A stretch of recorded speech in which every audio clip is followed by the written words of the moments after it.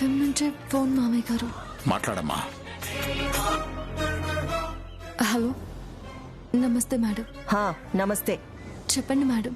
ఈ రోజు 7:30కి మీటింగ్ ఉంది. స్టాఫ్ అందరూ అటెండ్ అవ్వాలి.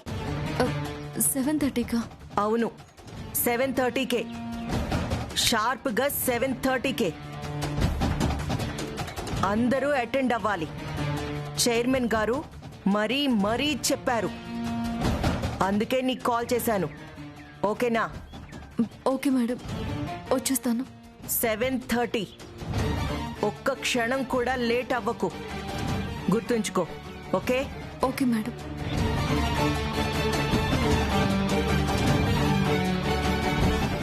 ఈరోజు 7:30కే ఎఫ్ఎం స్టేషన్కి వెళ్ళాలంట మామయ్య గారు. ఏదో మీటింగ్ ఉందంట. వెళ్ళమ్మా. ఈరోజు ఫ్యాక్టరీ కొద్దులే, డైరెక్ట్గా ఎఫ్ఎంకే వెళ్తూ గాని. తొందరగా రెడీ అవ్వమ్మా. నేను ఎఫ్ఎం స్టేషన్ దగ్గర డ్రాప్ చేసి వస్తాను. మీరెందుకు మామయ్య గారు? నేను స్కూటీ మీద వెళ్తాను. వద్దమ్మా, స్కూటీ మీద వద్దు. నీ మనసంతా అఖిల ఆలోచనలతో నిండిపోయింది. అలా అన్యమనస్కంగా ఉన్నప్పుడు డ్రైవింగ్ చేయకూడదమ్మా. నువ్వు రెడీ అవ్వు, నేను దించేసి వస్తాను కదా. అలాగే మామయ్య గారు.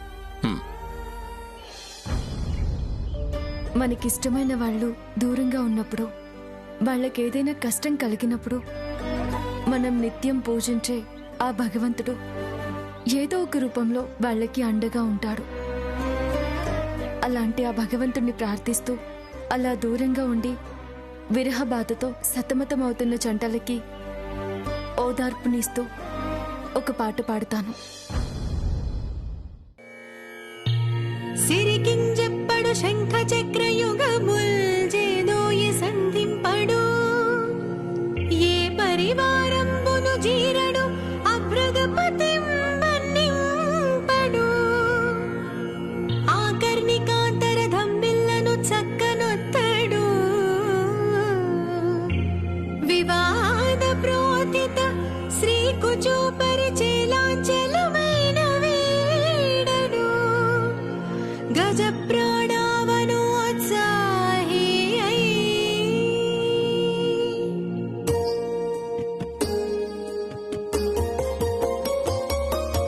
కరుణా సముద్రుడవు నీవు,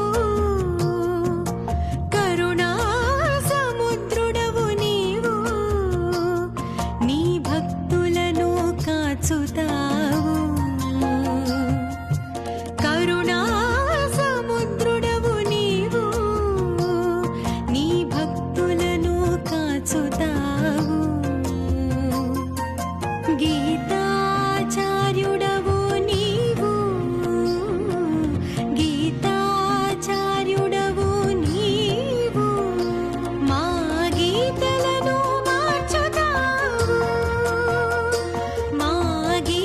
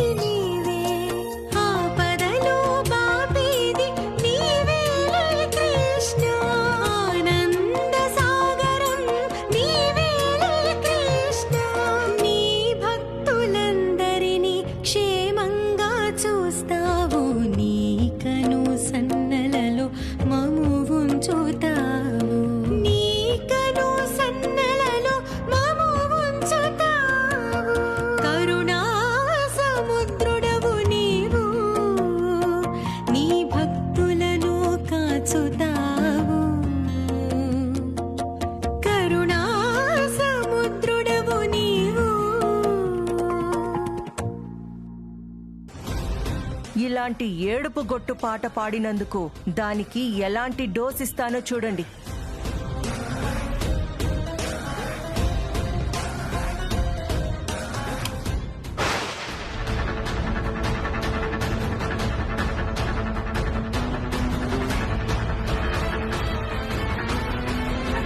ఏంటి కృష్ణ తులసి, ఎందుకు ఈ పాట పాడావు? ఏదైనా ఫన్ సాంగ్ పాడొచ్చు కదా. ఇలాంటి ఏడుపు గొట్టు పాటలు పాడితే లిజనర్స్ అందరూ మాయమైపోతారు. ఇంకెప్పుడు ఇలాంటి పాటలు పాడొద్దు. ఏంటి చెప్పేది అర్థం అవుతుందా? సౌజన్య,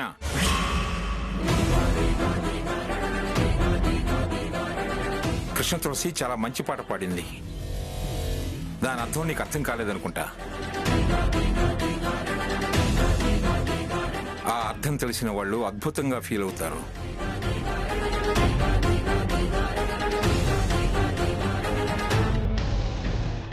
అమ్మా కృష్ణ తులసి, మంచి ఫీల్తో పాడావమ్మా.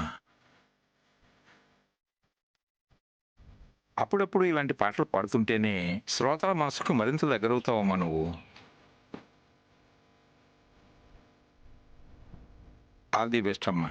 Thank you sir. ఓకే.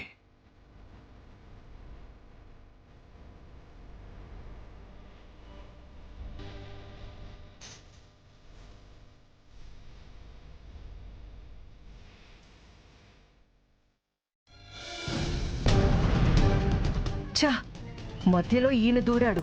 లేకపోతేనా ఫుల్గా క్లాస్ పీకేదాన్ని. ఛా,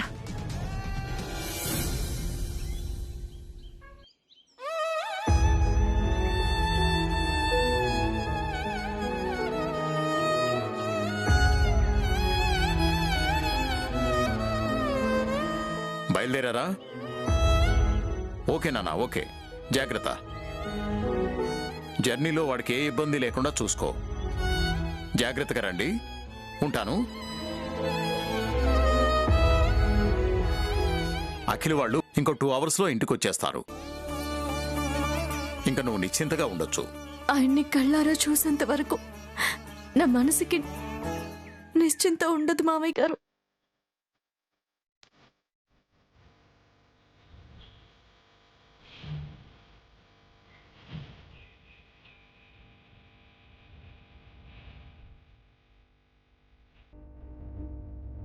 శ్యామా, వాడికి యాక్సిడెంట్ జరిగిందని తెలిసినప్పటి నుంచి నువ్వు పచ్చి మంచినీళ్లు కూడా తాగలేదు. ఇలా అయితే వాడొచ్చేసరికి నువ్వు నీరసపడిపోతావు. కొంచెం తినమ్మా. వద్దత్తయ్య గారు, నేను తినలేను, ప్లీజ్. అలాగంటే ఎలాగమ్మా? నా బంగారు తల్లివి కదా, 4 ముద్దలు తిను తల్లి. నన్ను క్షమించండి అత్తయ్య. గుండెల నిండా బాధను నింపుకునున్న నేను అన్నం తిని కడుపు నింపుకోలేననిపిస్తోంది. అమ్మలాగా మీరింత ప్రేమగా పెడుతున్నా కూడా నేను తినలేని పరిస్థితి.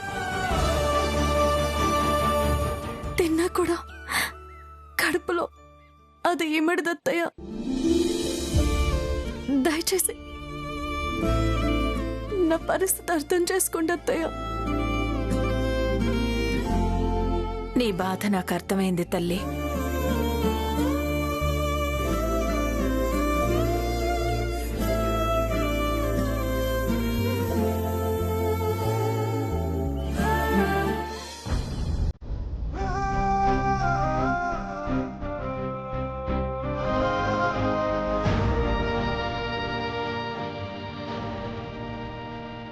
శ్యామా, ఎంతసేపు అలా ఎదురు చూస్తూ నిలబడతా? అలా కూర్చో. పర్లేదక్క, కాసేపట్లో వచ్చేస్తారు కదా వాళ్ళు. పర్లేదు. కాసేపట్లో ఎప్పుడొస్తారు శ్యామా? ఇప్పుడే ఎయిర్పోర్ట్లో దిగామని మీ బావగారు ఫోన్ చేశారు. ఇంటికి రావడానికి టైం పడుతుంది కదా. నా మాట విని అలా కూర్చో. కూర్చోలేనక్క, కుదురుగా కూర్చోలేను. మనసు కుదురుగా ఉంటేనే మనిషి కుదురుగా ఉండేది. ఆయన్ని చూసే వరకు నా మనసు కుదురుగా ఉండదు. ఆయన్ని ఎటువంటి పరిస్థితుల్లో చూస్తానో ఏమోనని, ఎన్ని గాయాలతో చూస్తానో ఏమోనని చాలా భయంగా ఉందక్క. అలాంటిదేం జరగదు శ్యామ. పెద్దగా గాయాలేం కాలేదని మీ బావగారు చెప్పారు కదా. అవునమ్మా, అశోక్ నాతో కూడా చెప్పాడు. నువ్వు ధైర్యంగా ఉండు. ఆయన్ని చూస్తేనే కాని నాకు ధైర్యం రాదత్తయ్య. సరేనమ్మా, వాణ్ణి కళ్ళారా చూసిన తర్వాత మాత్రం నువ్వు కడుపు నిండా అన్నం తినాలి, లేకపోతే ఊరుకోను. ఆయన్ని చూస్తే చాలత్తయ్య, కడుపు నిండిపోతుంది. పిచ్చి తల్లి, కాసేపట్లో నీ బాధ మొత్తం తీరిపోతుంది. ఊరుకోమ్మా, ఊరుకో. వైదేహి, అఖిల్ వాళ్ళకి దిష్టి తీయడానికి ఏర్పాట్లన్నీ చేసావా? చేశానత్తయ్య. అవును, ఐశ్వర్య ఎక్కడా?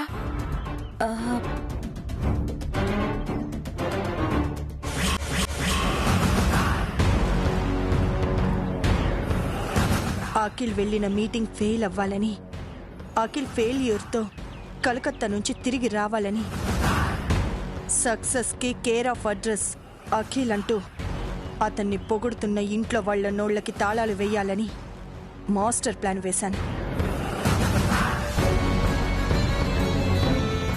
కానీ అనుకోకుండా ఇంత గొడవ జరిగింది.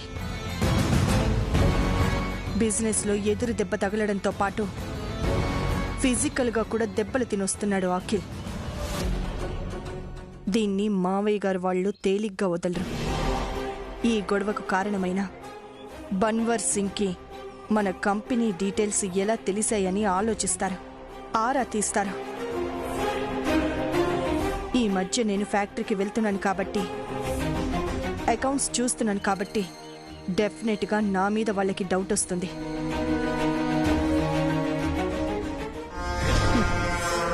నేను చాలా ఇంటెలిజెంట్ని కాబట్టి నేను వాళ్ళకి దొరకకుండా నా ఏర్పాట్లు నేను చేసుకున్నాను.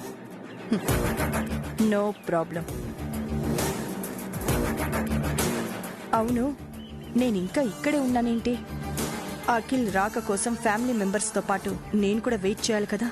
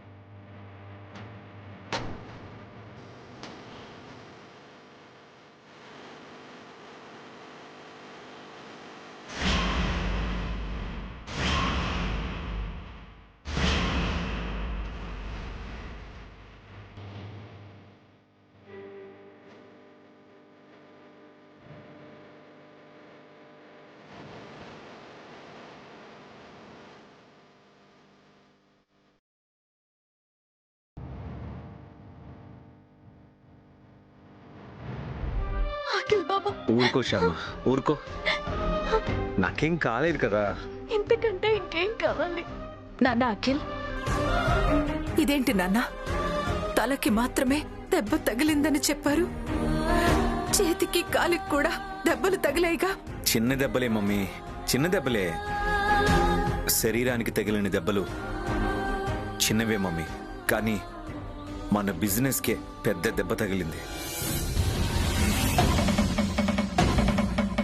ఎవరో మన కంపెనీ విషయాలన్నీ లీక్ చేశారు మమ్మీ.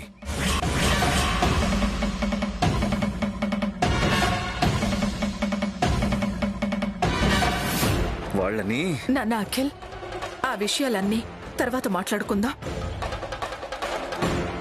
ముందు లోపలికి పదండి, రండి.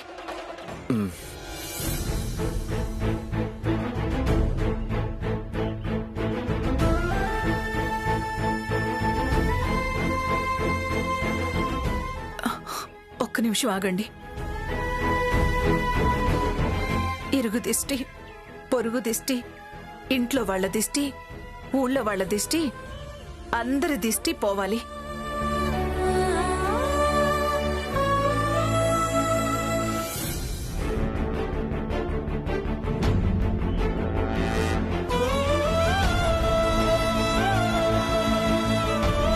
ఇప్పుడు చెప్పండి, అసలు ఈ గొడవ ఎలా జరిగింది?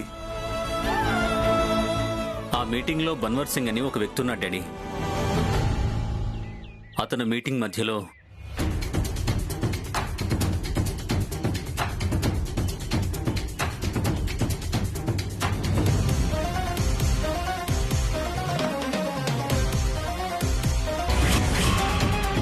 అంటే ఈ గొడవ జరగడానికి మూల కారణం మనకి సంబంధించిన మనిషి అన్నమాట.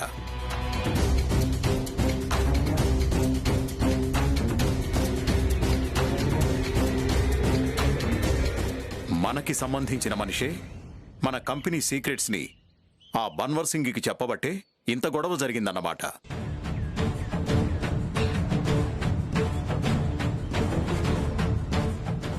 ఎవరు చెప్పుంటారు?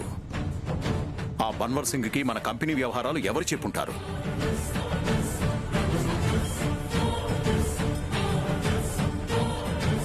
అశోక్, మన అకౌంట్ డిపార్ట్మెంట్లో అనుమానించదగ్గ మనుషులు ఎవరైనా ఉన్నారా? లేదు డాడీ. ఓ, పోనీ అకౌంట్ డిపార్ట్మెంట్లో ఎవరైనా కొత్తగా జాయిన్ అయ్యారా? లేదు డాడీ, ఎవరూ కొత్తగా జాయిన్ అవ్వలేదు. మరి అకౌంట్స్ ఎలా లీక్ అయ్యాయి? కొత్తగా ఈ అకౌంట్స్ గురించి ఎవరికి తెలుసు?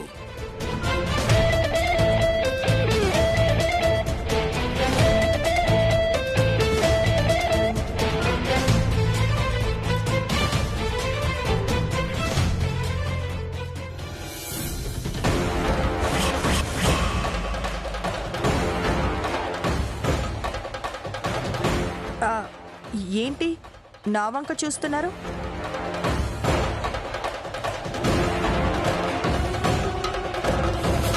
నేను ఈ మధ్య ఫ్యాక్టరీకి వెళ్తున్నాను కదా, ఫ్యాక్టరీ అకౌంట్స్ చూస్తున్నాను కదా, ఆ అకౌంట్స్ నాకు తెలుసు కదా. అందుకని ఆ రహస్యాలన్నీ నేనే లీక్ చేశానంటారా?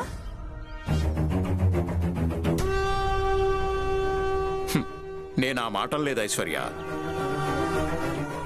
గుమ్మడికాయల దొంగలు ఎవరు అంటే భుజాలు తడుముకున్నట్టు నువ్వే అలా రియాక్ట్ అయ్యావు. గుమ్మడికాయల దొంగ అన్నందుకు నేను రియాక్ట్ కాలేదు మావయ్య.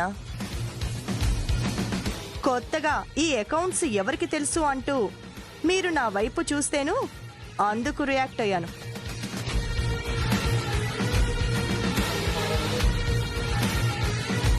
అంటే ఈ మధ్య కొత్తగా కంపెనీకి వెళ్తుంది నేను, శ్యామానే కదా.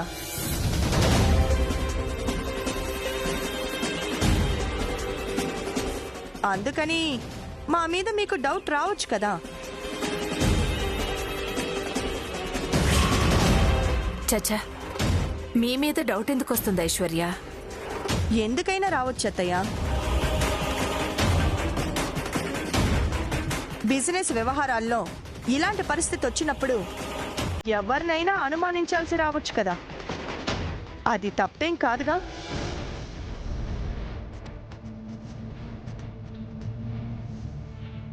కంపెనీ ప్రయోజనాల కోసం తన పర భేదాలు లేకుండా వచ్చిన అనుమానాలన్నీ క్లియర్ చేసుకోవాలి. వదిన చెప్పింది కరెక్టే డాడీ. ఇలాంటి విషయాల్లో అనుమానం ఉండకూడదు. మనం వదిన్ని అనుమానించినా అనుమానించకపోయినా అనుమానించామేమో అన్న అనుమానం వదినకు ఉండకూడదు. కరెక్ట్గా చెప్పావు అఖిల్.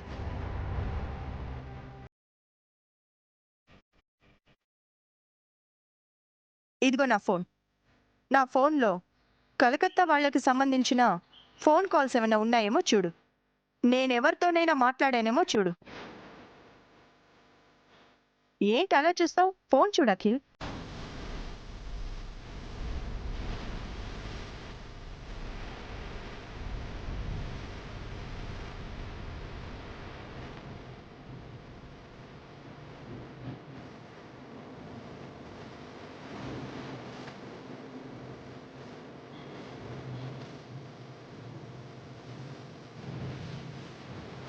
ఉందా?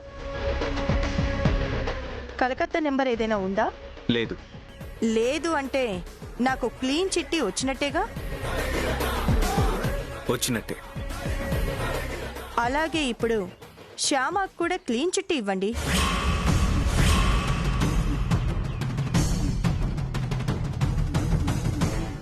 అంటే తను కూడా ఈ మధ్య ఫ్యాక్టరీ వ్యవహారాలు చూస్తోంది కదా.